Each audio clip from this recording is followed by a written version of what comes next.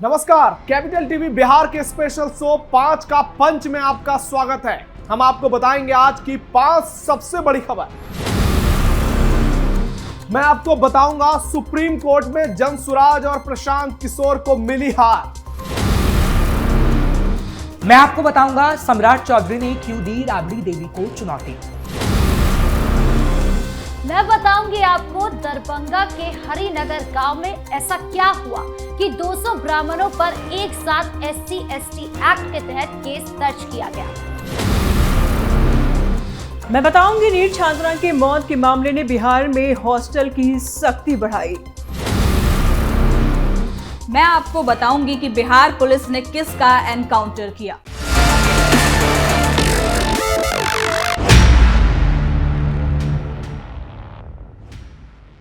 जनसुराज के मुखिया प्रशांत किशोर को सुप्रीम कोर्ट ने बड़ा झटका दिया है और पार्टी को कड़ी फटकार लगाई है।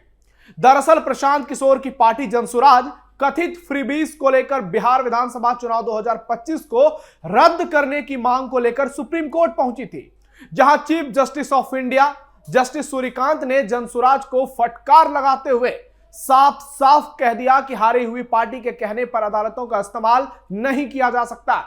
आप वापस पटना हाईकोर्ट जाइए। सुप्रीम कोर्ट ने याचिका पर सुनवाई करने से ही इनकार कर दिया। सीजेआई जस्टिस सूर्यकांत ने बड़ी टिप्पणी करते हुए कहा कि जब लोग आपको रिजेक्ट कर देते हैं तो आप राहत पाने के लिए न्यायिक मंच का इस्तेमाल करते हैं। जस्टिस सूर्यकांत ने कहा, हम मुफ्त योजनाओं के मुद्दे पर विचार करेंगे, लेकिन हमें नेक नियति भी देखनी होगी। हम किसी ऐसी पार्टी के कहने पर ऐसा नहीं कर सकते जो अभी अभी चुनाव हारी है। जब आप सत्ता में आएंगे तो आप भी ठीक वैसा ही करेंगे।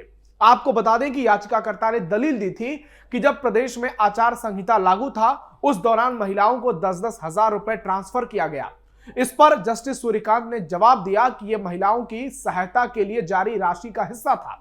सुप्रीम कोर्ट में प्रशांत किशोर की पार्टी की ओर से वकील चंद्र उदय सिंह ने दलीलें रखी, जबकि मामले की सुनवाई खुद chief justice of India Suryakant और जस्टिस जयमाल बागची ने की। इसे पीके की एक बड़ी हार के तौर पर देखा जा रहा है। बता दें कि बीते चुनाव में प्रशांत किशोर की पार्टी जनसुराज एक भी सीट जीत नहीं पाई थी और चुनाव में पार्टी की करारी हार हुई थी। अब एक बार फिर से प्रशांत किशोर 8 फरवरी से बिहार में यात्रा पर निकल रहे हैं और उससे पहले ये एक बड़ी हार प्रशांत किशोर और जनसुराज के लिए है। अब बात करते हैं सम्राट चौधरी और राबड़ी देवी की, क्योंकि राबड़ी देवी के पास अगर कोई सबूत है तो वो पेश करे। अगर कोई मंत्री या फिर मंत्री का बेटा मामले में शामिल है तो उसे 24 घंटे के अंदर जेल भेजेंगे। ये बात बिहार के उप मुख्यमंत्री सम्राट चौधरी ने कही है। राबड़ी देवी ने पटना में नीट छात्रा की मौत मामले में मंत्री के बेटे के इन्वॉल्वमेंट की बात कही थी। ये भी कहा था कि सरकार पूरे मामले में लीपापोती कर रही है। मामले को रफा दफा करने का आरोप उन्होंने लगाया था। सम्राट चौधरी ने राबड़ी देवी के आरोप का जवाब देते हुए खुली चुनौती दे डाली। सम्राट चौधरी ने कहा, विपक्ष राजनीति कर रहा है। राबड़ी देवी भी बिहार के मुख्यमंत्री रह चुकी हैं और उनसे ये उम्मीद नहीं थी।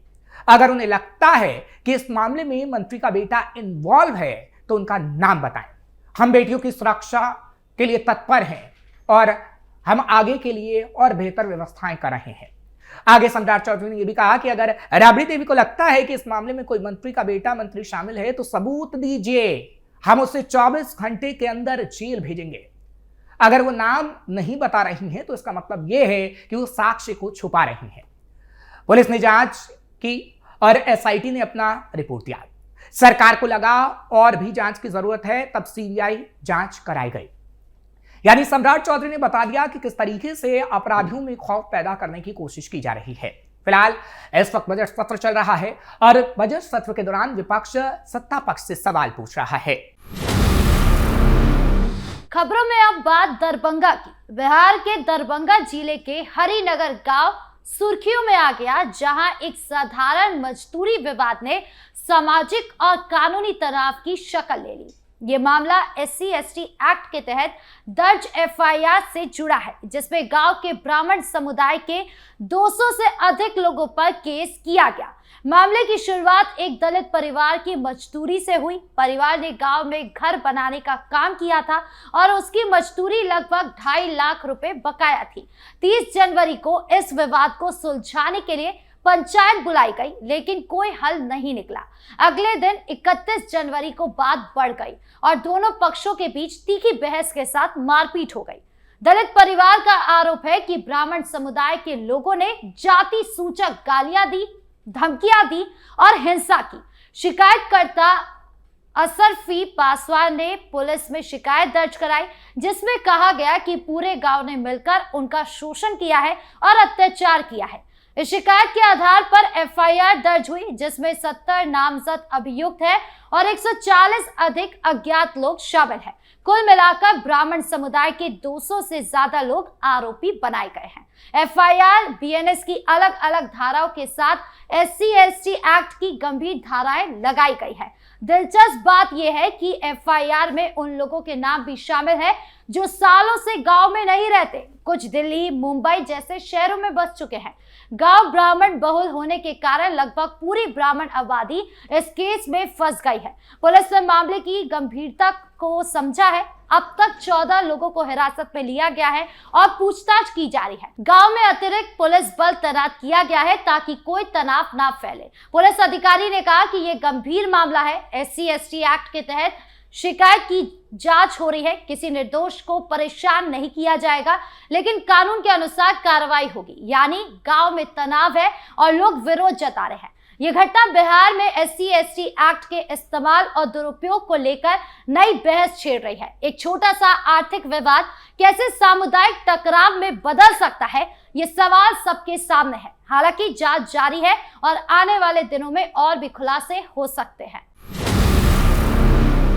नीट छात्रा की मौत के मामले ने बिहार में हॉस्टल और कोचिंग व्यवस्था पर सवाल खड़े कर दिए हैं। DGP विनय कुमार ने सख्त बयान देते हुए हॉस्टल प्रबंधन की जिम्मेदारी तय की है और नए नियम लागू करने की बात कही है। नीट की तैयारी कर रही छात्रा की मौत के मामले ने पूरे राज्य को झकझोर कर रख दिया है। SSP और IG द्वारा प्रेस कॉन्फ्रेंस किए जाने के बाद बिहार के DGP विनय कुमार ने इस घटना पर कहा कि इस मामले में हॉस्टल प्रबंधन की बड़ी लापरवाही सामने आई है और इस पर सख्त से सख्त कार्रवाई की जाएगी। किसी भी हॉस्टल में होने वाली छोटी सी छोटी घटना की जानकारी तुरंत नजदीकी थाना को देना मैनेजमेंट की जिम्मेदारी है। यह केवल नियम नहीं बल्कि बच्चियों की सुरक्षा और उनके सुरक्षित भविष्य से जुड़ा मामला है। उन्होंने चेतावनी दी कि सूचना देने में किसी भी तरह की ढिलाई अब बर्दाश्त नहीं की जाएगी। नीट मामले में पुलिस को सूचना देने में काफी देर हुई। छात्रा की मौत के बाद हॉस्टल संचालिका ने पहले बच्ची के माता पिता को जानकारी दी, लेकिन पुलिस को बिल्कुल भी सूचना नहीं दी गई। इसे गंभीर लापरवाही मानते हुए संबंधित हॉस्टल के खिलाफ कार्रवाई का फैसला लिया गया। हॉस्टल का लाइसेंस रद्द किया जाएगा और संचालिका को भविष्य में पटना में कोई भी हॉस्टल चलाने की अनुमति नहीं दी जाएगी। हॉस्टलों के नियमों को लेकर के DGP ने कहा कि राज्य में कई ऐसी घटनाएं सामने आई हैं जिनकी जांच के दौरान पता चला कि बड़ी संख्या में छात्राएं ऑनलाइन और ऑफलाइन कोचिंग के लिए हॉस्टलों में रह करके पढ़ाई कर रही हैं और ऐसे में हॉस्टल का माहौल स्वस्थ होना बेहद जरूरी है। स्टाफ और हॉस्टल के गार्ड्स का पुलिस वेरिफिकेशन अनिवार्य किया जाएगा। DGP विनय कुमार ने कहा कि सभी हॉस्टल संचालकों को हर जरूरी बात पर ध्यान देना होगा। हॉस्टल के कमरों में पर्याप्त रोशनी हो, साफ सफाई बनी रहे, रहने की व्यवस्था अच्छी हो, सुरक्षित हो और खाने पीने की सुविधाएं भी अच्छी होनी चाहिए। DGP ने यह भी कहा कि हॉस्टल के नक्शे पास करने वाले एजेंसियों को भी सतर्क रहना होगा। इसके अलावा कोचिंग संस्थानों के संचालकों, स्टाफ और हॉस्टल के गार्ड्स का पुलिस वेरिफिकेशन अनिवार्य किया जाएगा। यह जांच की जाएगी कि किसी का भी क्रिमिनल रिकॉर्ड ना हो। बिहार के वैशाली जिले में पुलिस ने कुख्यात अपराधियों के खिलाफ बड़ी कार्रवाई करते हुए 2 लाख के इनामी शूटर प्रिंस उर्फ अभिषेक को मुठभेड़ में ढेर कर दिया। इस कार्रवाई के दौरान उसका एक साथी भी गिरफ्तार किया गया है। बताया जा रहा है कि प्रिंस पर पुलिसकर्मी की हत्या समेत कुल 28 संगीन आपराधिक मामले दर्ज थे और वो लंबे समय से पुलिस की मोस्ट वांटेड सूची में शामिल था। जानकारी के मुताबिक प्रिंस पहले बेऊर जेल में बंद था और इलाज के लिए पटना मेडिकल कॉलेज अस्पताल लाया गया था, जहां से वो पुलिस को चकमा देकर फरार हो गया था। इसके बाद से पुलिस उसकी तलाश में लगातार छापेमारी कर रही थी। इसी बीच सूचना मिली कि वो वैशाली जिले के एक इलाके में छिपा हुआ है। सूचना के आधार पर पुलिस की विशेष टीम ने घेराबंदी कर कार्रवाई को शुरू कर दिया। जैसे ही पुलिस टीम उसके ठिकाने पर पहुंची, प्रिंस ने फायरिंग शुरू कर दी। पुलिस ने सेल्फ डिफेंस में जवाबी कार्रवाई की, जिसमें प्रिंस को गोली लग गई। घायल अवस्था में उसे अस्पताल ले जाया गया, जहां डॉक्टरों ने उसे मृत घोषित कर दिया। मुठभेड़ के दौरान उसका एक साथी भी घायल हुआ, जिसे मौके से गिरफ्तार कर लिया गया है। आपको बता दें कि पुलिस अधिकारियों के अनुसार प्रिंस कुख्यात अपराधी सुबोध सिंह का शूटर बताया जा रहा था और वो लूट, हत्या और संगठित अपराध की कई वारदातों में शामिल रहा है। मौके से हथियार और गोलियां भी बरामद की गई हैं। पुलिस का कहना है कि गिरफ्तार आरोपी से पूछताछ की जा रही है, गिरफ्तार आरोपी से पूछताछ चल रही है और उसके नेटवर्क की भी अब जांच की जाएगी। 5 के पंच में इतना ही। देखते रहिए कैपिटल टीवी बिहार।